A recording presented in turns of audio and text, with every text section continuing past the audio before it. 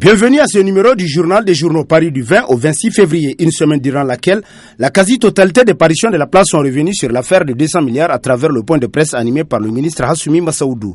Ainsi, Iranium Gate, les contre-vérités de M. Treda, titre dans ses colonnes l'hebdomadaire Le Courrier, pour qui l'ancien directeur de cabinet d'Issoufou Mahamadou s'est moqué du peuple nigérien dans son risible speech face à la presse dans le but d'éventrer l'affaire de Iranium Gate. Au finish, selon le journal, Hassoumi Massaoudou a été tout simplement ridicule, comme à son habitude d'ailleurs. Il n'a apporté aucun élément dans le sens de contredire la publication de l'hebdomadaire. Le pompier envoyé par le régime aux fins de circonscrire le scandale de l'Iranium Gate avait tenu un langage martien incompréhensible aux terriens que nous sommes.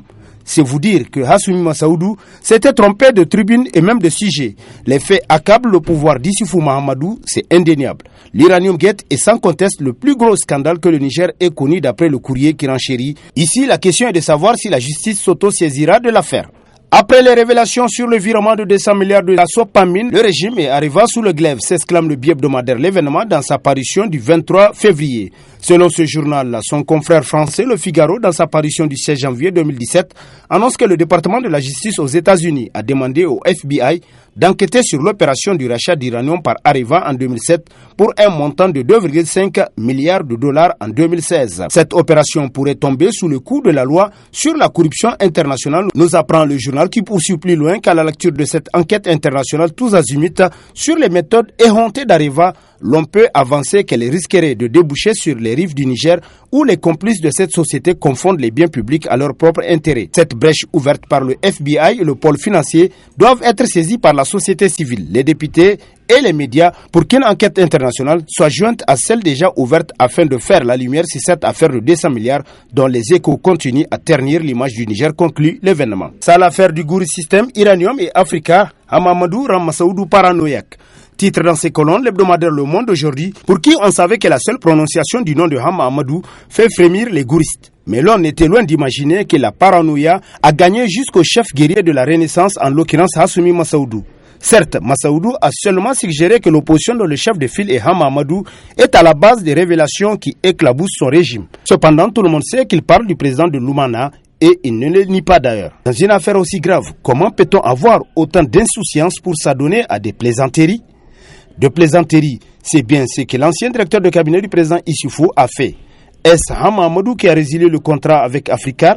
Est-ce la signature de Mahamadou qui s'est retrouvée sur les facsimilés publiés par la presse et qui dévoile le transfert de 200 milliards dans un compte offshore ? Rien du tout, sinon qu'à prouver que ce régime a une telle trouille du leader de l'Oumana qu'il le voit partout, peut-être même dans le sommet de ses ténors, constate Le Monde d'aujourd'hui. Situation à la communauté urbaine de Niamey quand Massaoudou Hassoumi enfonce Hassan Seydou, s'exclame l'hebdomadaire Le Républicain qui rappelle que lors du point de presse qu'il a animé relativement à l'affaire de 200 milliards de francs CFA, le ministre des Finances Massaoudou Hassoumi a répondu à une question relativement à la situation difficile dans laquelle végètent les agents de la communauté urbaine de Niamey. Et contre toute attente, le ministre a quasiment rendu responsable l'actuel locataire de l'hôtel de ville à propos des arriérés de salaire des agents des municipalités. Une preuve si besoin est que les carottes sont cuites pour le maire central de Niamey qui semble incapable de gérer ses agents tel que rapporté par Le Républicain.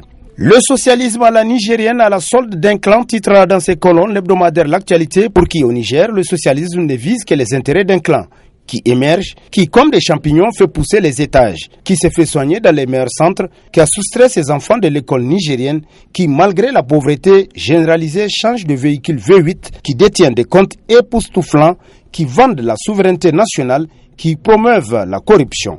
Même dans le volet urbanisation, les socialistes nigériens préfèrent les siens.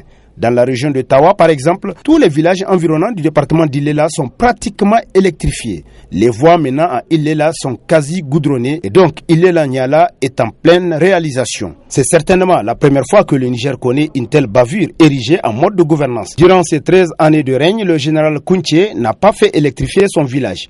Mais Menosoroa est resté tel pendant les 2 mandats de Tanja. Alors pourquoi Ilela doit être l'Eldorado nigérien ?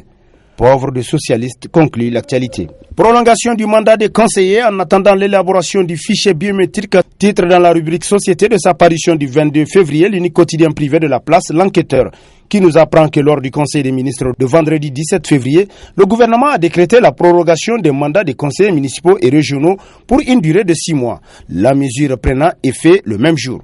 Les dites élections devraient se tenir le 8 janvier, mais les partis de la majorité ont décidé unilatéralement de les repousser lors d'une session du Conseil national de dialogue politique. La décision est unilatérale puisqu'il n'y avait ni les partis d'opposition ni les partis non affiliés lors de la dite session qui a consacré le report. Le motif invoqué était que le fichier électoral n'était pas fiable pour aller à des élections, alors que c'est le même fichier qui a servi de base pour la réélection controversée du président Issifou et des députés qui siègent actuellement au Parlement, selon le journal qui renchérit, lequel fichier a d'ailleurs fait l'objet d'un audit international conduit par l'OIF sous la pression de l'opposition.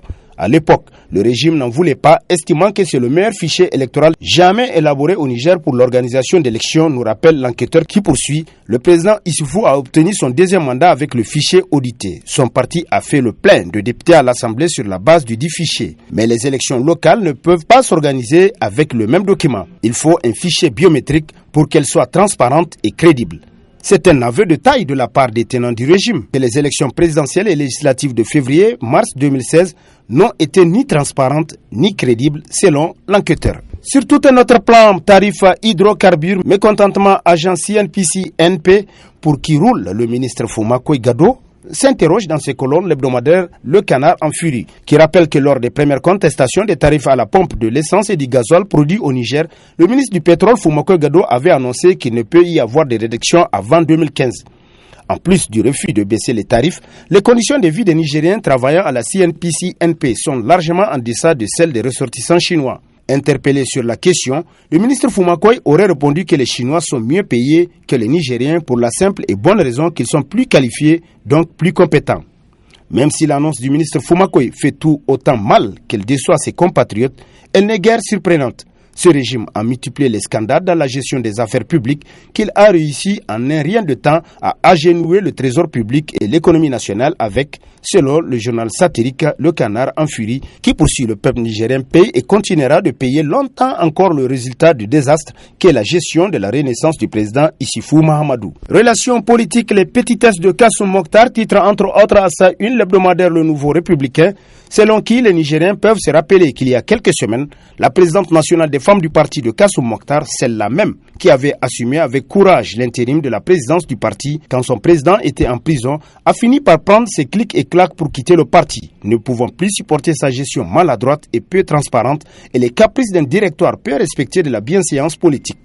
Sa décision a donc fait mal et on veut le lui faire payer. Ces hommes qui ne peuvent grandir sont toujours là, dans la veulerie, à se rabaisser pour persécuter un autre. Tant qu'il ne peut pas être d'avis avec eux, constate le journal qui poursuit, sans que l'information ne surprenne des Nigériens qui savent du reste comment fonctionne la politique chez eux. Ils apprennent sur les médias que le ministre Kassoum Mokhtar, comme pour se venger d'une militante qui a quitté son parti, résilie le contrat qui l'autorise à assurer la restauration du MENA-Kadé tel que rapporté par le Nouveau Républicain. En forme, la Commission nationale des droits humains, CNDH, titre dans la rubrique baromètre de sa parution du 20 février le bi-hebdomadaire L'événement, pour qui les actions de sensibilisation de la CNDH envers les responsables et personnels en charge de la gestion des prisons et autres lieux de détention, tout comme les contrôles régulièrement effectués par la Commission, ont permis au Niger de réaliser de nets progrès dans la prévention de la torture et des mauvais traitements. Cette avancée réalisée par le Niger a été certifiée par le sous-comité des Nations Unies pour la prévention de la torture qui a terminé il y a quelques jours une visite consultative de haut niveau en République du Niger. Cette performance à mettre à l'actif de la CNDH témoigne des efforts qui sont en train d'être faits par le Niger dans le respect des droits humains, conclut l'événement. Éducation, le ministre Marté touche au gombo des syndicalistes. Les grèves perlées reviennent à la charge, titre dans ses colonnes l'hebdomadaire satirique Le Hérisson, qui constate que 2 grèves de 48 heures dans le secteur de l'éducation en l'espace de 2 semaines, c'est reparti pour les perturbations de l'école publique nigérienne. Qu'est-ce qui peut bien expliquer cette levée de bouclier? S'interroge le journal qui nous apprend plus loin que ce qui aurait irrité les dirigeants de Cause Niger Sinaseb. Ce serait une lettre circulaire du ministre relativement aux coupures anarchiques des cotisations syndicales qui se feront désormais sur la base réglementaire des procurations signées par les militants l'autorisant. Voilà le gombo de plusieurs dirigeants syndicaux ainsi remis en cause selon le journal. De la trentaine de syndicats du secteur de l'éducation, il n'y a pas plus de 2, SNEN et Sinaseb, qui disposeraient véritablement de militants en nombre, à même de prendre en charge le fonctionnement de leur structure à travers les cotisations syndicales, conclut le Hérisson. Et sur ce prend fin le présent numéro de la revue de presse. Prochain rendez-vous, plaise à Dieu dans une semaine avec toujours la même passion de vous servir. Bonne lecture et au revoir.